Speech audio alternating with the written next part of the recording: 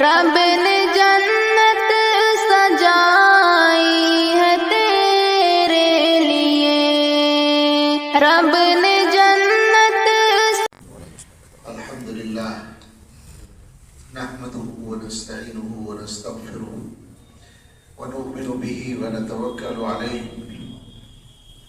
ونعوذ باللہ من شرور انفسنا ومن سیئات اعمالنا من يهده الله فلا مضل له ومن يضلل فلا هادي له ونشهد ان لا اله الا الله وحده لا شريك له ونشهد ان سيدنا ومولانا محمدا عبده ورسوله صلى الله تعالى عليه وعلى آله وأصحابه وبارك وسلم تسليما كثيرا. أما بعد فأعوذ بالله من الشيطان الرجيم. بسم الله الرحمن الرحيم.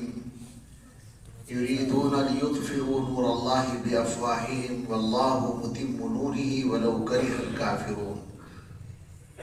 هو الذي أرسل رسوله بالهدى ودين الحق ليظهره على الدين كله ولو كره المشركون. صدق الله العظيم.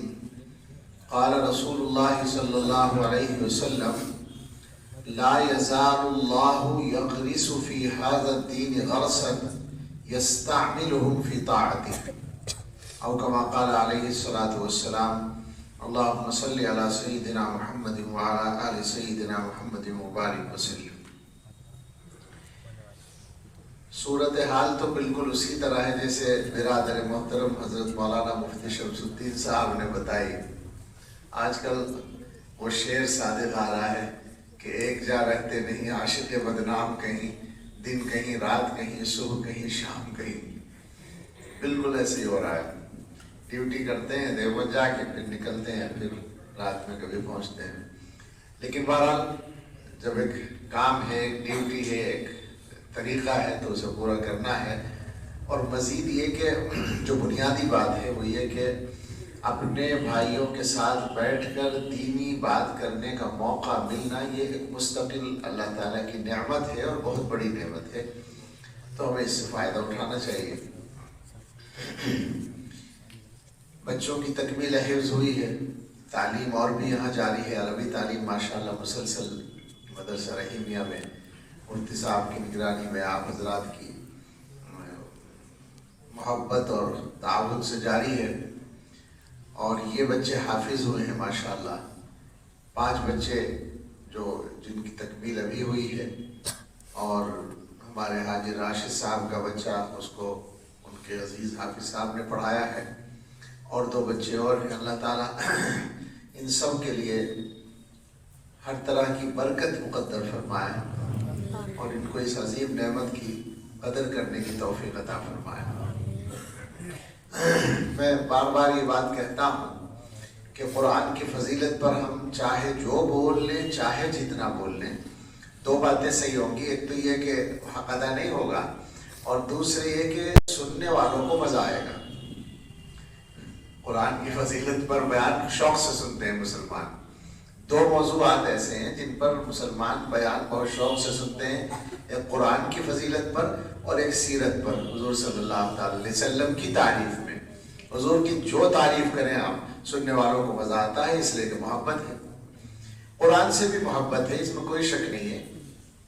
اگرچہ اس میں ڈر بھی لگتا ہے کہ کچھ نیت کی تھوڑی سی کمی کا بھی دخل ہے، لیکن بہرحال وہ اپنی جگہ جو اچھا پہلو ہے وہ یہی ہے.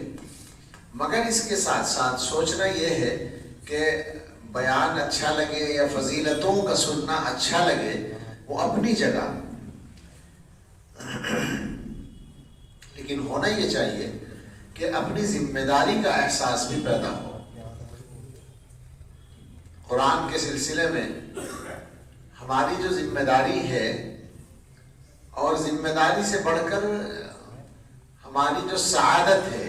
ذمہ داری کا لفظ بولتے ہیں تو ایسا لگتا ہے جیسے گویا ہم قرآن کو محفوظ کریں گے یا ہم قرآن کی خدمت کریں گے. حقیقت یہ ہے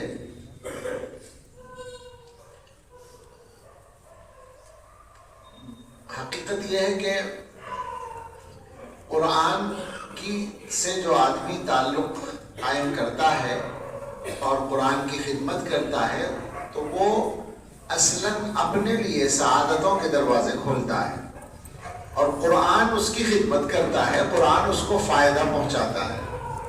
اس لیے نمبر ایک بات تو یہی ہے کہ اس سلسلے میں جو کوتاہی چل رہی ہے، اور یہ کوتاہی چھوٹی نہیں ہے، بہت بڑی کوتاہی ہے قرآن کریم کے پڑھنے کے سلسلے میں، اسے تو فوری طور پر دور ہونا چاہیے۔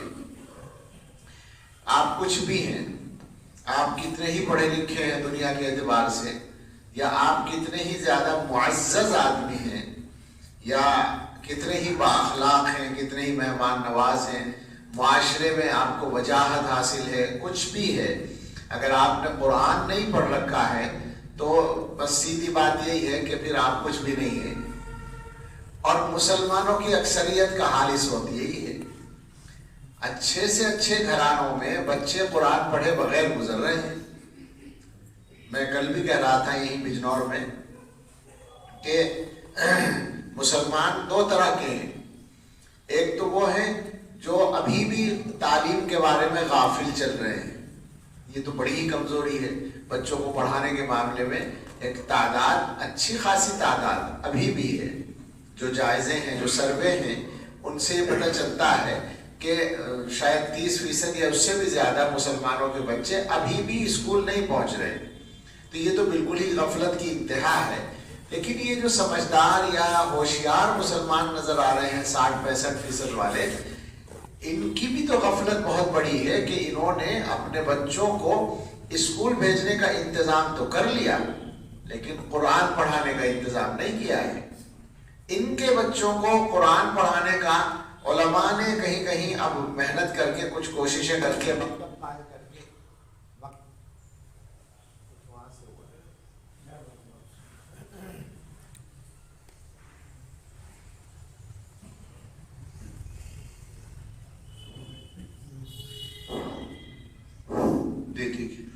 مکتب وغیرہ قائم کر کے محنت کی ہے، اور اس میں کچھ بہتری ہوئی ہے، لیکن بڑی تعداد ابھی تک محروم ہے۔ سوچنے کی بات یہ ہے کہ اولاد کے سلسلے میں آپ کی ذمہ داری کیا کیا ہے، آپ کو معلوم ہے۔ عام طور پر جو سمجھا جاتا ہے،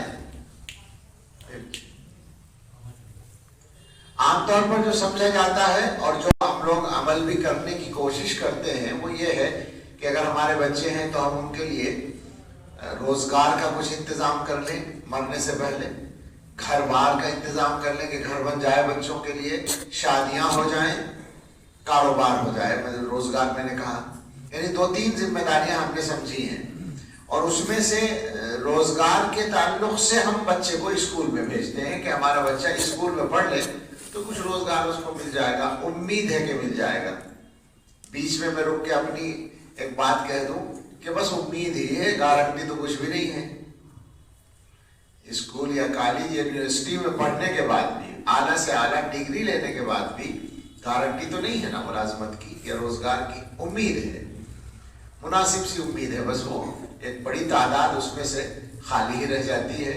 اسی لیے میں کبھی کبھی لوگوں کو کیا کہا جائے، احساس دلانے کے لیے کہتا ہوں کہ بے روزگار پڑھے لکھوں میں زیادہ ہیں یا جاہلوں میں؟ آپ غور کریں گے تو پتہ چلے گا کہ پڑھے لکھوں میں زیادہ ہے، اس لیے کہ ڈگری لینے کے بعد چھوٹا کام تو نہیں ہوتا نا۔ جس نے پڑھا نہیں ہے وہ پھاوڑا کھود کر، مزدوری کر کے، ٹھیلا لگا کے، کچھ اور کر کے اپنا کام چلا لیتا ہے، جیسا کیسا بھی چلتا ہے۔ لیکن جس نے پڑھا ہے، جس نے ڈگری حاصل کی ہے، وہ تو ظاہر ہے اس کے شایع نشان وہ نہیں رہتا، تو وہ تو یہ کام نہیں کر سکتا، اور ملازمت اس کو ملتی نہیں ہے، تجارت کے لیے پیسہ نہیں ہے، تو بے روزگار رہ جاتا ہے۔ مطلب کہنے کا یہ ہے، مجھے کوئی مذاق نہیں اڑانا، مجھے کہنا یہ ہے کہ روزگار کی بھی گارنٹی نہیں ہے، امید ہے۔ اسی امید کی بنیاد پر آپ اپنے بچوں کو اسکول میں بھیجنا اپنی ذمہ داری سمجھ رہے ہیں، بالکل ٹھیک ہے، یہ ذمہ داریوں میں سے ایک ذمہ داری ہے۔ لیکن کیا کبھی آپ سوچتے ہیں اس بات کو کہ سب سے بڑی ذمہ داری کیا ہے اولاد کے سلسلے میں؟ اولاد کی شادی کرنا، اس کے لیے کاروبار یا روزگار کا انتظام کرنا، گھر بار کا انتظام کرنا، مان لیا یہ سب ذمہ داریاں ہیں، اور اگر ماں باپ کے ذریعے اولاد کے یہ کام ہو جاتے ہیں تو زندگی آسانی سے گزرتی ہے. بہت نعمت ہے اللہ کی جس کو بھی یہ نصیب ہو. لیکن سوال یہ ہے کہ بڑی ذمہ داری کیا ہے اولاد کے بارے میں؟ ان ساری ذمہ داریوں سے بڑی وہ ذمہ داری ہے جس کا قرآن میں ذکر ہے، اور وہ ہے جہنم سے بچانے کی ذمہ داری. بتائیے ہے نہیں یہ؟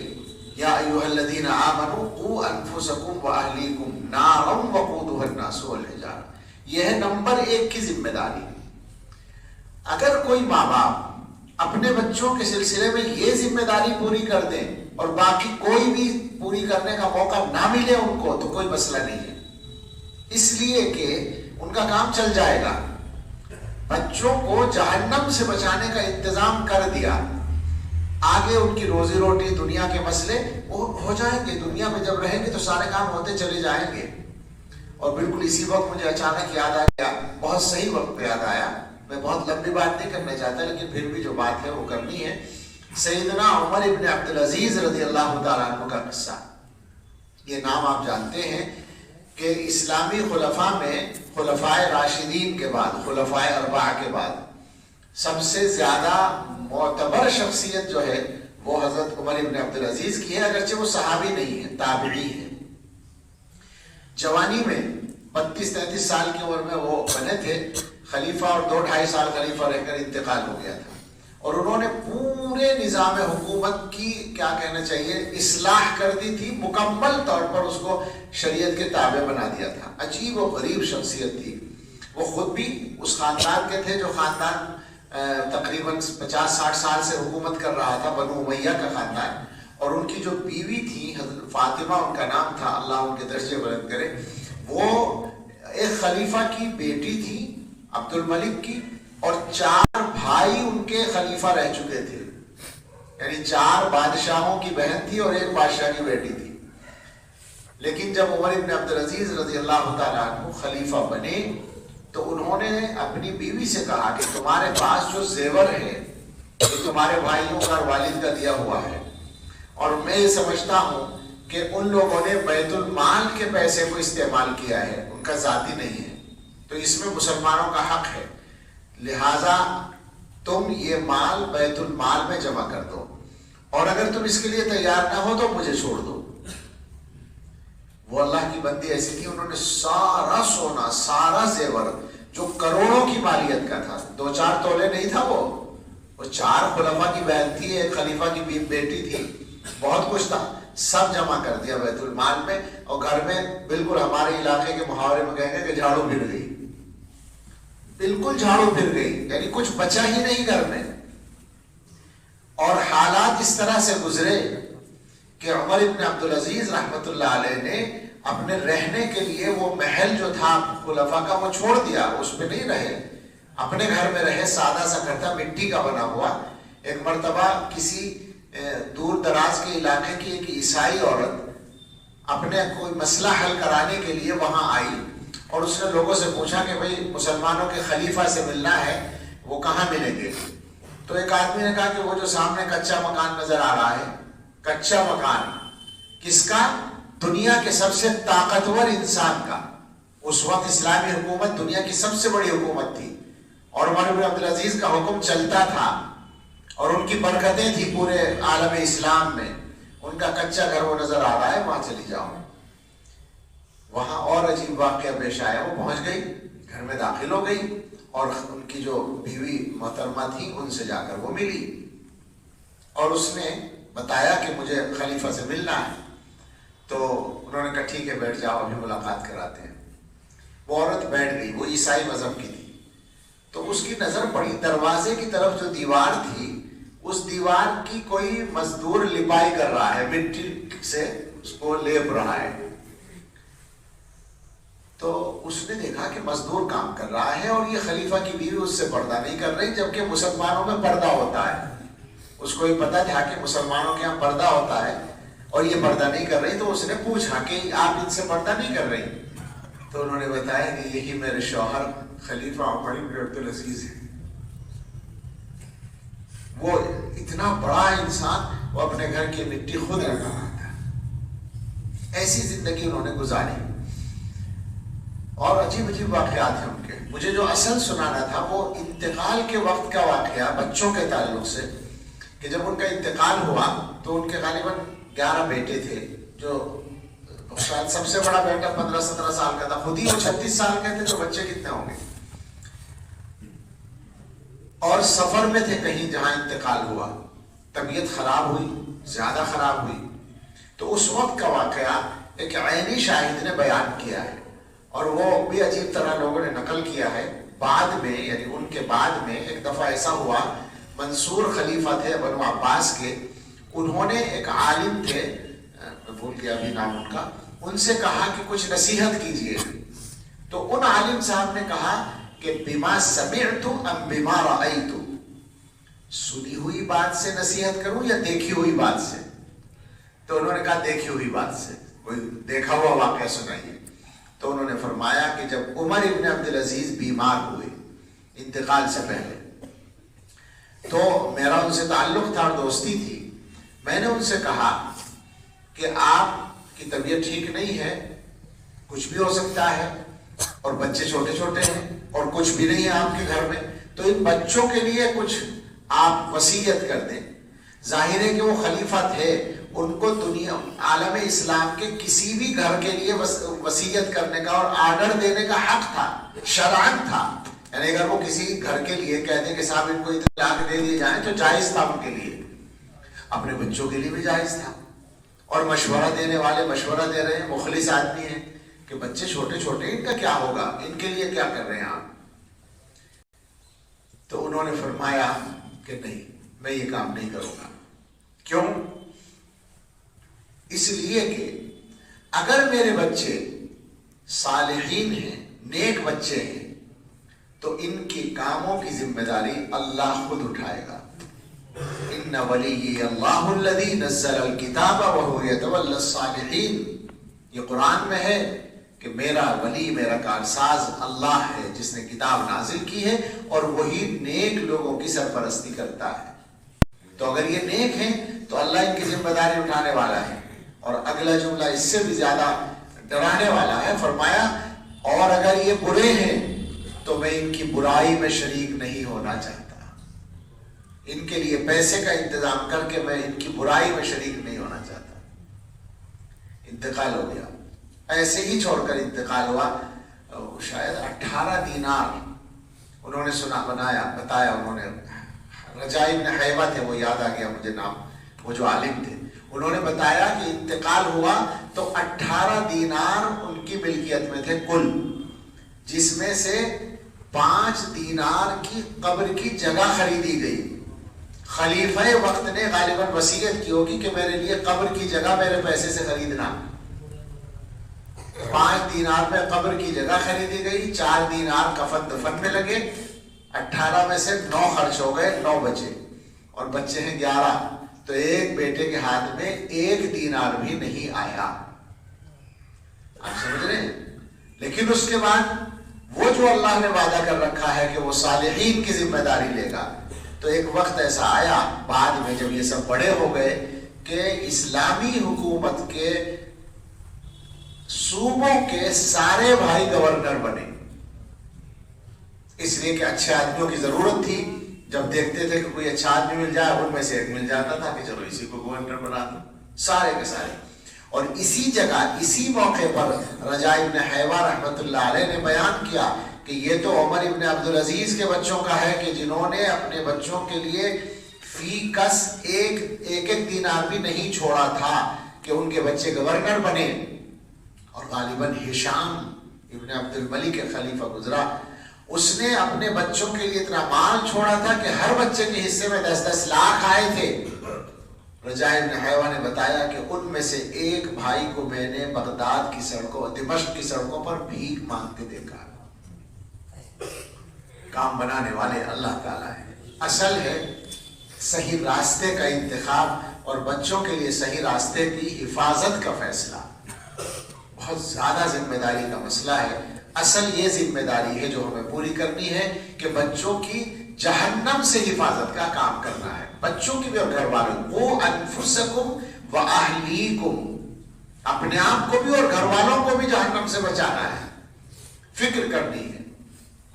ये सबसे बड़ी जिम्मेदारी है, और ये वो जिम्मेदारी है जिसके लिए मदरसे काम कर रहे हैं। मगर मुसलमान, शिकायत है मुसलमानों से, शिकायत का लफ्ज भी वापस ले लें हम, मुसलमानों से हम मुसलमानों को जताना चाहते हैं कि वो अभी तक गफलत का शिकार है। शिकायत करने से तो ऐसा लगता है जैसे हमारी जरूरत हो। मुझे इस मामले में सच्ची बात है गैरत आती है। हम भी मोहताज हैं दीन के और दीन के रास्ते के। हमारा आप पर कोई एहसान नहीं है, हमारे ऊपर भी अल्लाह का एहसान है, लेकिन हमारे मुसलमान भाई ऐसा समझने लगते हैं बहुत से कि शायद ये मदरसे मौलवियों की जरूरत है। मेरा जी चाहता है कि मैं ये बात याद दिलाता रहूं हिंदुस्तान के मुसलमान भाइयों को खास तौर से कि मौलवियों की जरूरत बिल्कुल है, लेकिन जिस तरह आप समझते हैं उस तरह नहीं है। उस तरह है जैसे हकीमुल उम्मत ने कहा था। अब से तकरीबन 125 साल पहले हजरत थानवी रहमतुल्लाह अलैह ने मेरठ में एक जलसे में बात कही थी। मेरे ख्याल से मदरसों पर कुछ तबसरा था, मुखालफत थी, तो हजरत ने फरमाया कि तुम मदरसों को चंदा देना छोड़ दो, मदरसों का ताउन छोड़ दो। मुसलमानों से कहा क्या होगा, मदरसे बंद हो जाएंगे। और हम जो मदरसों वाले हैं, हम अपने रोजगार के लिए, रोजी रोटी के लिए, हम में से कोई आदमी चावल की दुकान कर लेगा, कोई आटे की दुकान खोल लेगा, कोई किसी और काम को कर लेगा। जाहिर बात है भाई, हमें अपने बच्चों का पेट पालना है, जिम्मेदारी पूरी करनी है, माश के लिए कुछ तो करेंगे, हमारे भी हाथ पैर हैं, हम करेंगे मेहनत। लेकिन हजरत ने फरमाया कि तुम्हारे बच्चे 50 साल के बाद हिंदू होंगे, यहूदी होंगे, ईसाई होंगे। मैं ये बात नकल करके जसारत करता हूं, मेरी अपनी हैसियत के एतबार से जसारत है, वरना बात सच्ची है कि अब 50 साल का मौका नहीं है कहने का, 5 साल की भी गारंटी नहीं है। अब 5 साल की भी ईमान की हिफाजत की गारंटी नहीं। जनाब रोने के किस्से हैं ये सरसरी बातें नहीं है। ये मदरसे जो जिम्मेदारी पूरी कर रहे हैं, वो ये मसला नहीं है कि फला और फला का रोजगार चल रहा है। क्या कितना रोजगार मिल रहा है मदरसे वालों को? मदरसों से तफसील पूछ लो तनख्वाहों की। ये 30 साल से पढ़ा रहे हैं यहाँ, कितने साल हो गए आपको? 32 साल हो गए।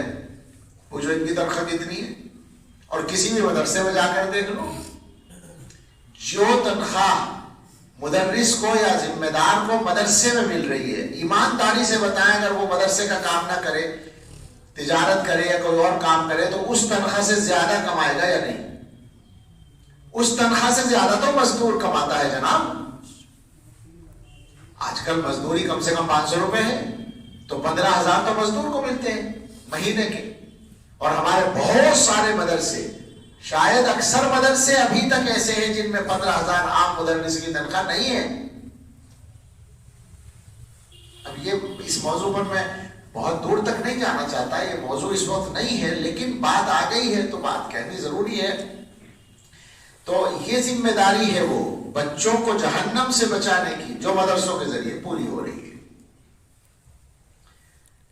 दूसरी एक बात और थी जहन में, ये बात तो अल्लाह ताला ने ऐन वक्त पर दिल में डाली, और वाकई उमर इब्न अब्दुल अजीज रहमतुल्लाह अलैह का नमूना अजीब है, और इस नमूने पर चलने वाले इस उम्मत के उलमा में बहुत सारे हैं अल्हम्दुलिल्लाह, आज भी और हर दौर में हैं, जिनको अपने बच्चों के बारे में असल फिक्र यही होती है कि बच्चे सिरात मुस्तकीम पे कायम रहें, रोजी रोटी होती रहेगी, पैसा कमाते रहेंगे, जो कुछ है वो मुकद्दर में वो मिल जाएगा। लेकिन असल फिक्र जो है वो ये होती है। अल्हम्दुलिल्लाह इस जमाने में भी ऐसे लोग मौजूद हैं।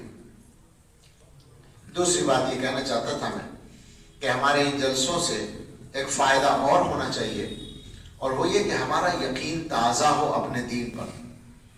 और उसकी सूरत ये है कि कुरान करीम में अल्लाह ताला फरमाते हैं कि लोग ये चाहते हैं, दूसरे लोग ये चाहते हैं कि अल्लाह के नूर को अपनी फूंक से बुझा दें। युरीदूना लियुत्फिऊ नूरल्लाहि बिअफ़वाहिहिम, और अल्लाह अपने नूर को मुकम्मल करने वाला है चाहे उन्हें बुरा लगे। अल्लाह वो है जिसने अपने रसूल को हिदायत और दीन हक लेकर भेजा है ताकि तमाम दीनों पर, तमाम मजहबों पर उसको गालिब करे, चाहे मुशरिकों को नापसंद हो। تو ایک بات اچھی طرح سے سمجھ لینی چاہیے، اور وہ یہ ہے کہ دین پر، ایمان، اسلام پر، قرآن پر ہمارے یقین میں کسی بھی حال میں ذرہ برابر فرق نہیں آنا چاہیے۔ انسان کمزور ہے، مخالف ماحول میں اور مخالف حالات میں یقین اس کا کمزور ہونے لگتا ہے، لیکن ایمان والوں کی ذمہ داری ہے کہ وہ اس بات کو یاد کریں کہ ایک وقت تھا جب مسلمان 2 ارب یا 1.5 ارب نہیں تھے۔ آج کی دنیا میں مسلمانوں کی تعداد 2 ارب سے تو زیادہ ہی ہے، بھئی 8 ارب آبادی ہے، تو 1/3 کے قریب ہیں، 1/4 بھی اگر آپ مانتے ہیں تو 2 ارب ہو جاتے ہیں۔ 2 ارب نہیں تھے، 2 کروڑ نہیں تھے، 2 لاکھ نہیں تھے، بلکہ ایک وقت تو ایسا تھا کہ 2000 بھی نہیں تھے۔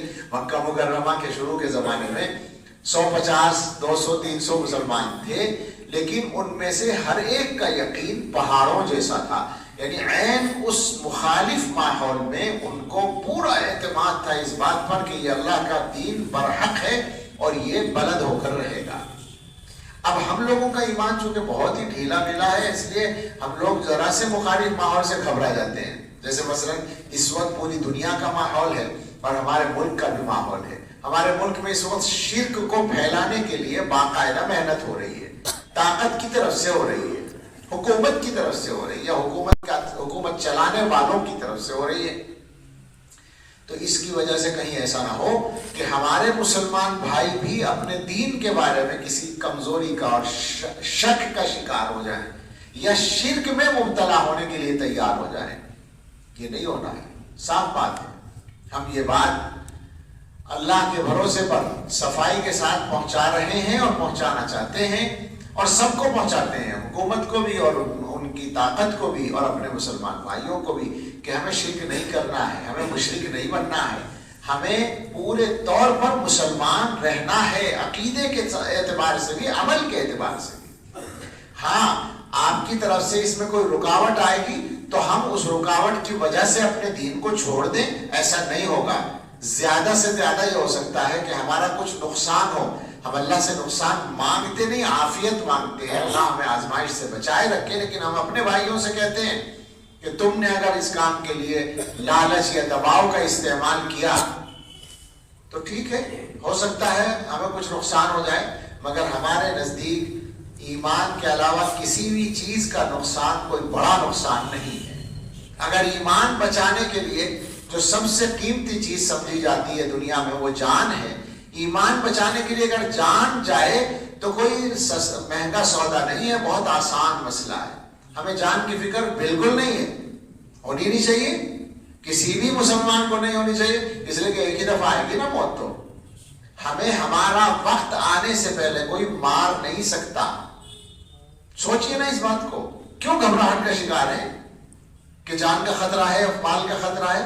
مال کی بات یہ ہے کہ جو اللہ نے لکھ رکھا ہے وہ ہم سے کوئی چھین نہیں سکتا، اور جو نہیں لکھ رکھا وہ کوئی دے نہیں سکتا۔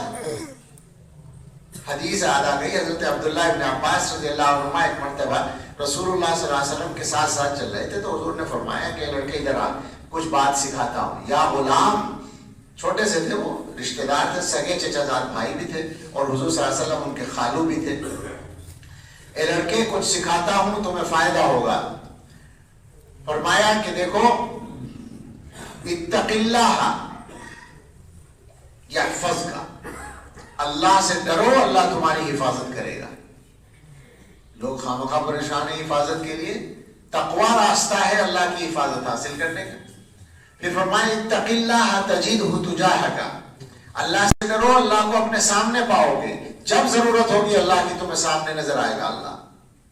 اور اس کے بعد یہ فرمایا کہ وَاعْلَمْ أَنَّ الْأُمَّةَ لَوْ اجْتَمَعَتْ عَلَىٰ أَن يَنفَعُوكَ بِشَيْءٍ لَمْ يَنفَعُوكَ إِلَّا بِشَيْءٍ قَدْ كَتَبَهُ اللَّهُ لَكَ۔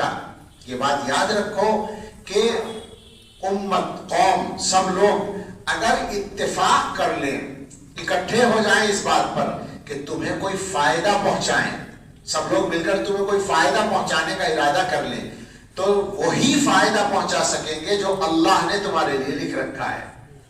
وَلَوِ اجْتَمَعُوا عَلَىٰ أَن يَضُرُّوكَ بِشَيْءٍ لَمْ يَضُرُّوكَ إِلَّا بِشَيْءٍ قَدْ كَتَبَهُ اللَّهُ عَلَيْكَ، اور اگر سارے اکٹھے ہو کر تمہیں کوئی نقصان پہنچانے کا ارادہ کریں تو صرف وہی نقصان پہنچا پائیں گے جو اللہ نے تمہارے حق میں لکھ رکھا ہے.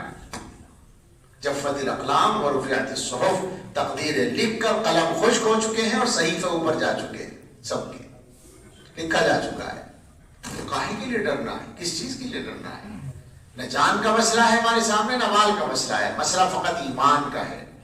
ہمارے ان تمام جلسوں سے اگر سارے مسلمانوں تک کم از کم یہی پیغام پہنچ جائے کہ مسلمان مضبوطی کے ساتھ اس بات کو محسوس کر لیں اور سمجھ لیں کہ اصل مسئلہ ایمان کا ہے اور کوئی مسئلہ نہیں ہے، تو بہت آسانی ہو جائے گی اور دنیا تک یہ پیغام پہنچ جائے گا. دنیا تو اتاولی ہو رہی ہے ہمیں ایمان سے ہٹانے کے لیے.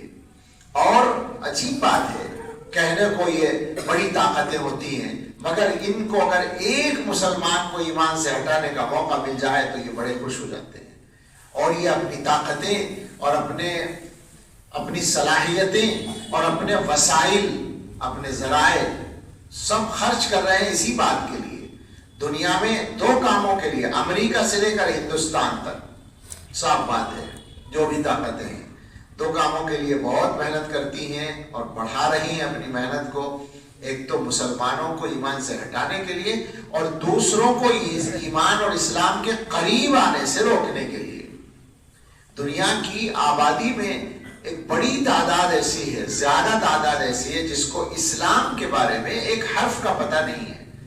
بس بعضوں نے سن رکھا ہے ان میں سے کہ اسلام کوئی مذہب ہے اور مسلمان کوئی قوم ہے، باقی وہ کیا ہے اور کیسا ہے وہ نہیں جانتے.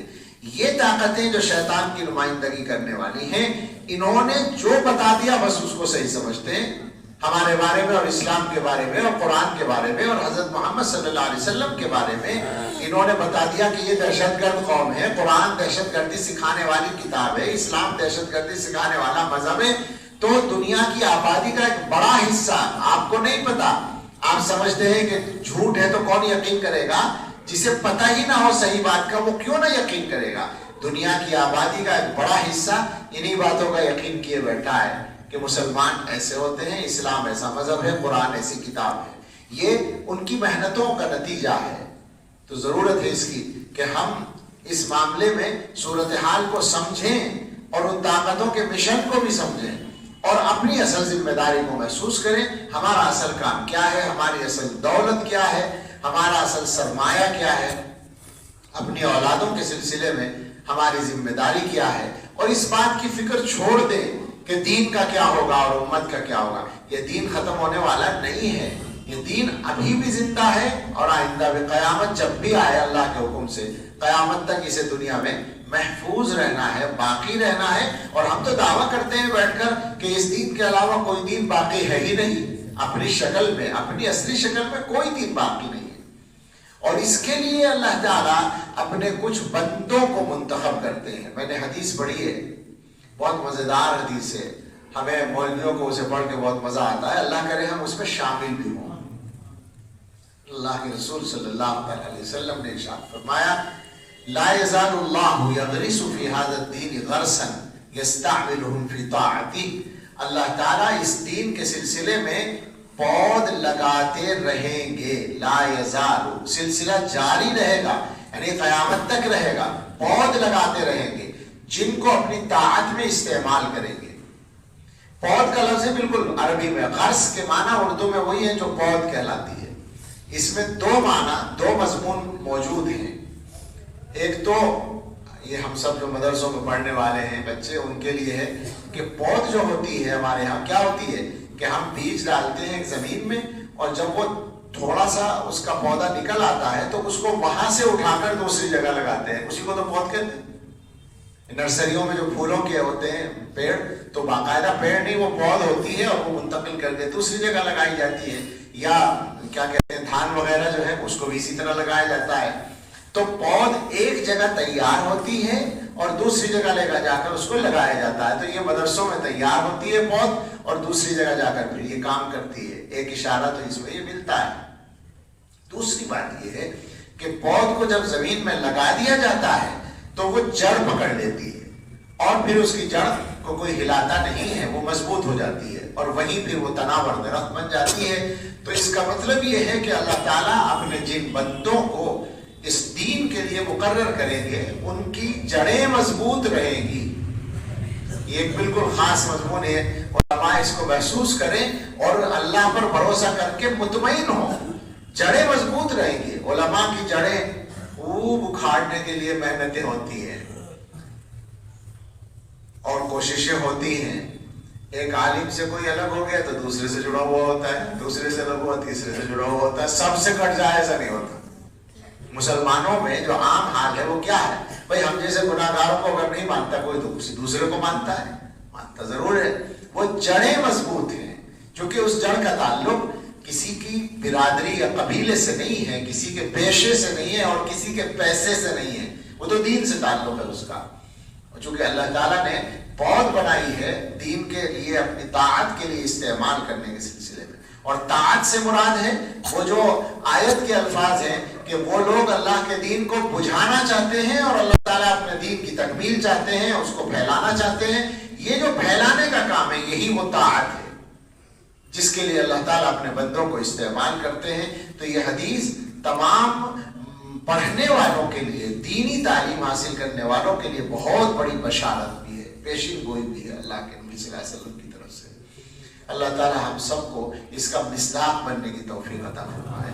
اور جو باتیں عرض کی گئی ہیں اللہ تعالیٰ ان پر توجہ ہم سب کو نصیب فرمائے. اس کا خاص طور سے عہد کر کے اٹھیں جتنے بھی حضرات ہیں. یہ جو مجمع یہاں بیٹھا ہے ماشاءاللہ اچھے لوگوں کا مجمع ہے, بلا شبہ اچھے لوگوں کا ہے, لیکن اگر میں اس میں جائزہ لوں تو آدھے سے زیادہ یہاں بھی مل جائیں گے جنہوں نے قرآن نہیں پڑھا ہوگا. معاف کیجیے گا, غلط تو نہیں کہہ رہا ہوں میں, سوچیں اس بات کو. اور ہمارے گھروں میں بچے مل جائیں گے جنہوں نے قرآن نہیں پڑھا ہوگا.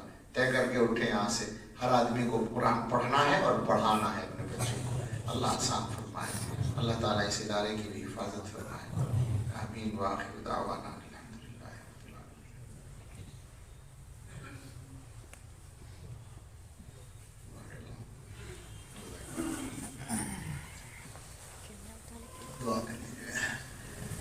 الحمدللہ رب العالمین والصلاة والسلام علی سیدنا محمد وآلہ واصحابہ اجمعین. یا رب لک الحمد کما ینبغی لجلال وجہک وعظیم سلطانک. ربنا آتنا فی الدنیا حسنة وفی الآخرة حسنة وقنا عذاب النار. ربنا لا تزغ قلوبنا بعد إذ هديتنا وهب لنا من لدنك رحمة إنك أنت الوهاب. ربنا هب لنا من أزواجنا وذرياتنا قرة أعين واجعلنا للمتقين إماما. اے اللہ ہم سب کے گناہ معاف فرمائیے, اللہ گناہوں سے بچنا آسان فرمائیے, اللہ ہم سب کو تقوی کی زندگی عطا فرمائیے, اللہ اب تک کے سارے گناہ معاف کر دیجئے اور آئندہ جتنی زندگی باقی ہے گناہوں سے خالی گزارنا آسان فرما دیجئے. اے اللہ جو باتیں اس وقت کہی گئی ہیں, جو نافع باتیں ہوں ان کو اختیار کرنا ہمارے لیے آسان فرمائیے اور قبولیت عطا فرمائیے. اللہ جو بچے حافظ ہوئے ہیں ان کو اس عظیم نعمت کی قدر سمجھنے کی توفیق عطا فرمائیے. اللہ تمام ہی مسلمانوں کو قرآن کریم کی قدر سمجھنے کی توفیق عطا فرمائیے. اللہ ہمیں اپنی ذمہ داریاں صحیح طریقے سے پوری کرنے کی توفیق عطا فرمائیے. اے اللہ ہمارے کاموں میں آسانیاں عطا فرمائیے, ہمیں آزمائشوں سے بچائے رکھیے, مشکلات سے بچائے رکھیے. اللہ آپ اپنے بہت سے بندوں کو آزماتے ہیں. دنیا میں اس وقت بھی ہمارے فلسطینی بھائی عجیب قسم کی آزمائش کا شکار ہیں. غزہ کے مسلمان اس وقت آخری درجے پر محصور ہے بالکل. اے اللہ ایسا لگتا ہے کہ وہ منظر وہاں آ چکا ہے. وَزُلْزِلُوا حَتَّى يَقُولَ الرَّسُولُ وَالَّذِينَ آمَنُوا مَعَهُ مَتَىٰ نَصْرُ اللَّهِ. اے اللہ اس کے بعد آپ نے خود ہی فرمایا ہے الا ان نصر اللہ قریب. اے اللہ اپنی مدد قریب فرما دیجیے, آسان فرما دیجیے, نازل فرما دیجیے. اے اللہ ان کی جانوں کی, ان کے مال کی, ان کی عزت و آبرو کی حفاظت فرمائیے. اے اللہ ساری دنیا کے اہل ایمان کو ایمان پر استقامت کے ساتھ زندہ رہنے کی توفیق عطا فرمائیے. اے اللہ ہم سبھی کو, اس ملک کے رہنے والوں کو بھی پورے دین پر عمل کرنا آسان فرمائیے. اللہ دنیا میں جہاں کہیں بھی مسلمان رہتے ہیں اللہ ان کے لیے دین پر عمل کرنا آسان فرمائیے. اللہ دنیا میں بہت سارے خطے ہیں جہاں کے مسلمانوں کے لیے دین کے ساتھ کچھ زندگی گزارنے کو مشکل بنایا گیا ہے، اللہ ان سب کی مدد فرمائیے، اور اس ملک میں جو ہمیں آسانیاں اب تک حاصل ہیں تقریباً اللہ پہلے سے بھی بہتر حالات بنا دیجیے، اور ہمیں شریعت و سنت کے مطابق زندگی گزارنے کی توفیق عطا فرمائیے، اور جو ہماری غلطیاں ہیں اللہ ان کو معاف فرمائیے۔ اے اللہ ہمیں اور ہمارے متعلقین میں جو بیمار ہیں سب کو صحت کامل عطا فرمائیے، جو لوگ ہم میں سے مقروض ہیں اللہ ہمارے قرض دور فرما دیجیے، ادا ہو جائیں۔ اے اللہ جو بے گھر ہیں انہیں آرام دہ گھر عطا فرما دیجیے، جو بے روزگار ہیں انہیں بابرکت حلال روزگار دے دیجیے، اللہ جو بے اولاد ہیں انہیں اچھی اولاد دے دیجیے، جو مقدموں میں الجھے ہوئے اللہ بری کر دیجیے، جو جیلوں میں بند ہیں رہائی دلا دیجیے۔ اے اللہ اس ملک میں امن و امان قائم فرمائیے، اس ملک کو بھی ترقی عطا فرمائیے، اور یہاں کے رہنے والوں کو ایک دوسرے کے ساتھ امن کے ساتھ رہنے کی توفیق عطا فرمائیے۔ اے اللہ اس مجمع پر اور ہم سب کے دلوں پر اور ہم سب کے گھروں پر، ہمارے گھر والوں پر اپنی خاص رحمت نازل فرمائیے۔ اے اللہ اس شہر پر اپنی خاص رحمت نازل فرمائیے۔ اللہ دین کے تمام شعائر کی حفاظت فرمائیے، حرمین شریفین، مسجد اقصیٰ اور ہر مسجد کی حفاظت فرمائیے۔ اللہ ہر مدرسے کی حفاظت فرمائیے، دعوت و تبلیغ کے کام کی حفاظت فرمائیے، معتبر خانقاہوں کی حفاظت فرمائیے، دین کے ہر صحیح کام کی حفاظت فرمائیے، اور دین کے تمام خدام کی حفاظت فرمائیے۔ اللہ ہم سب کی حفاظت فرمائیے، اور ہم سب کے کاموں میں آسانیاں عطا فرمائیے۔ ہم میں سے جس کے کام میں کوئی رکاوٹ ہے اللہ اس رکاوٹ کو دور فرما دیجیے، اور مشکلات کو آسانیوں میں بدل دیجیے۔ اے اللہ ہم اپنے لیے اور ساری امت کے لیے ہر خیر کا سوال کرتے ہیں، اپنے فضل سے عطا فرمائیے، اور ہر شر سے پناہ چاہتے ہیں اپنی پناہ میں لے لیجیے، اور ہماری یہ سب دعائیں اللہ قبول فرما لیجیے۔ ربنا تقبل منا انک انت السمیع العلیم وتب علینا انک انت التواب الرحیم، وصلی اللہ علی سیدنا محمد وآلہ وصحبہ۔